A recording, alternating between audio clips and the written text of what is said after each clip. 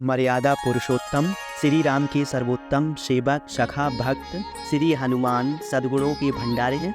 इनकी पूजा पूरे भारत और दुनिया के अनेक देशों में की जाती है। श्री हनुमान के परम पराक्रमी सेवा मूर्ति स्वरूप से तो सभी परिचित हैं, लेकिन वह ज्ञानियों में भी अग्रणी है।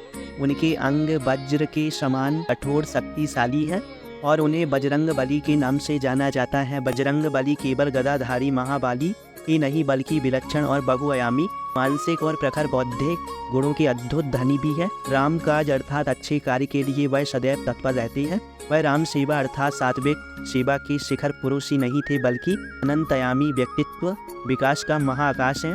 विवेक, ज्ञान, बल, पराक्रम, संयम, सेवा, समर्पण, नेतृत्व, संपन्नता आदि के विलक्षण गुणों के धनी होने के बावजूद उनमें रत्ती भर अहंकार नहीं था। हनुमान सामाजिक समन्वय विकास के अग्रदूत हैं। वह योद्धा के रूप में पवन गति के स्वामी है, बल्कि वह सुशासित राम राज्य के पुरोधा और कुल पुरोहित भी है।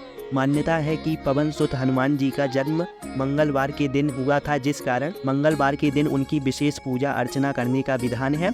चिरंजीवी हनुमान जी को पवन पुत्र कहा गया है। एक बार हनुमान जी को सुलाकर माता अंजनी गृह कार्य में व्यस्त हो गई।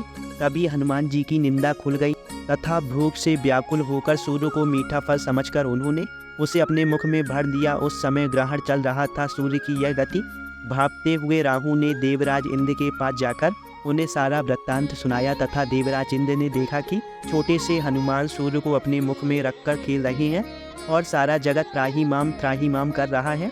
इसी समय हनुमान जी की दृष्टि इंद्र की ओर गई और उसे भी फल समझकर खाने लगे। इंद्र ने हनुमान जी को अपनी ओर आता देख उन पर वज्र से प्रहार किया। वज्र के प्रहार से सूर्य हनुमान जी के मुख से आजाद हो गई और हनुमान जी मूर्छित होकर गिर पड़े। तभी वायुदेव ने वायु की गति रोक दी, जिस कारण सारे जगत में वायु संचार बंद हो गया और सभी जीव मृत्यु को प्राप्त होने लगे। देवराज इंद्र समेत सभी देवता तथा ब्रह्मा जी के पास गए। तत्पश्चात ब्रह्मा सहित सभी देवताओं ने वायुदेव के पास जाकर उनसे विनती की कि वायु का संचार प्रारंभ करे तथा सभी हनुमान जी को बल, बुद्धि और चिरंजीवी होने का आशीर्वाद प्रदान करे।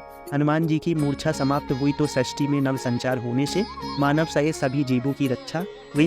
दीपावली से एक दिन पहले नरक चतुर्दशी के दिन हनुमान जी का जन्म हुआ था। कार्तिक मास के कृष्ण चतुर्दशी के दिन रुद्र अवतार हनुमान जी का जन्म हुआ था, जबकि चैत्र मास की पूर्णिमा तिथि को भी हनुमान जी का जन्मोत्सव मनाया जाता है। वही वाल्मीकि रामायण के अनुसार कार्तिक मास की चतुर्दशी तिथि को हनुमान जी का जन्म हुआ था। आइए जानते हैं हनुमान जी के जन्म से जुड़ी कथा। एक बार अग्निदेव से मिली खीर को राजा दशरथ ने अपनी तीनों रानियों को बांट दिया था। कैकई को जब खीर मिली तो चील ने झपट मारकर उसे छीन लिया और उसे अपने मुंह में लेकर उड़ गई।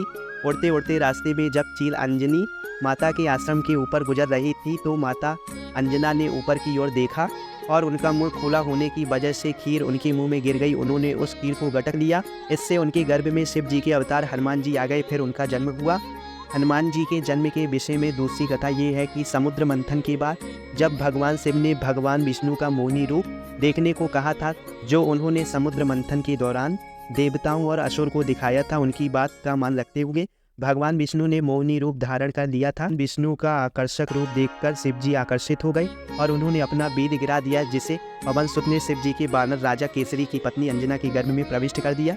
इस तरह माता अंजनी के गर्भ से वानर रूप में हनुमान जी का जन्म हुआ। उन्हें शिव का 11वां रुद्र अवतार माना जाता है।